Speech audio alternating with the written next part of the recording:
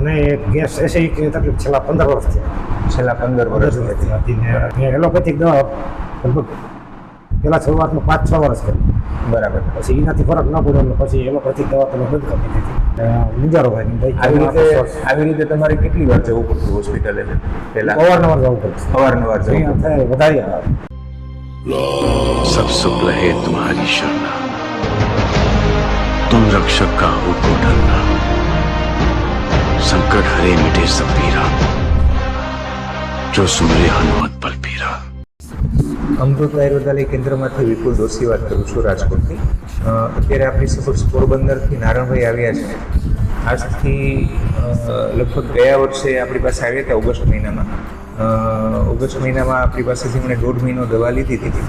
ત્યારે એમને acidity, gas એવી બધી તકલીફો હતી, ગભરામણ થતું હતું.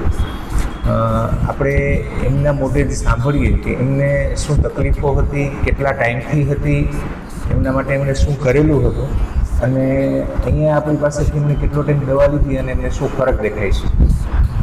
જી નારણભાઈ, હા, તમે લગભગ ઓગસ્ટ મહિનામાં આપણે ત્યાં ઓગસ્ટ 2025માં, બરાબર ને? શું તકલીફ માટે આવ્યા હતા નારણભાઈ? મને ગેસ એસિડિટીની તકલીફ છેલ્લા 15 વર્ષથી. છેલ્લા 15 વર્ષથી હતી ને મેં એલોપેથિક દવા લગભગ પહેલાં શરૂઆતમાં 5-6 વર્ષ કરી. બરાબર. પછી એનાથી ફરક ન પડ્યો એટલે પછી એલોપેથિક દવા તમે બંધ કરી દીધી. બરાબર. અને કાયમી માટે તકલીફ હતી. તકલીફ શું થતી તમને? તકલીફ ખાધું હોય પેટ ભરીને કર્યું હોય, હા. પછી મુંજારો થાય એમ. બરાબર. એવું બધું કરતું. અને તમે જ્યારે પહેલી વાર આવ્યા ત્યારે જ મને એવું કંઈક કીધું હતું કે હજી 1-2 દિવસ પહેલાં જ તમે કંઈક હોસ્પિટલે જઈને ઇન્જેક્શન લઈને હા, આવ્યા. એ તો શું થયું હતું ત્યારે તમને? ત્યારે મુંજારા જેવું થયું. ખાધું હોય પાણી ભરાય બરાબર. એટલે મુંજારો ભાઈ આવી રીતે તમારે કેટલી વાર જવું પડતું હોસ્પિટલે પહેલાં? અવારનવાર જવું પડતું. અવારનવાર જવું પડતું. થાય વધારે આવે. ત્યારે વધી જાય ને હા, ત્યારે થાય. બરાબર. જવું પડે. અને 8મા મહિનામાં તમે આવ્યા હતા, લગભગ આપણે 1.5 મહિનો દવા કરી. દોઢ મહિનો. પછી તમે દવા બંધ કરી દીધી હતી આપણે, બરાબર ને? અને એ લગભગ એમ સમજો કે આપણે 10મા મહિનાથી દવા બંધ છે, હા. બરાબર ને? તો હવે અત્યારે તમને કેવું છે? પૂરેપૂરું થયું 100% કમ્પ્લીટ. ઓકે. ક્યારેય કોઈ તકલીફ થઈ? ક્યારેય કોઈ.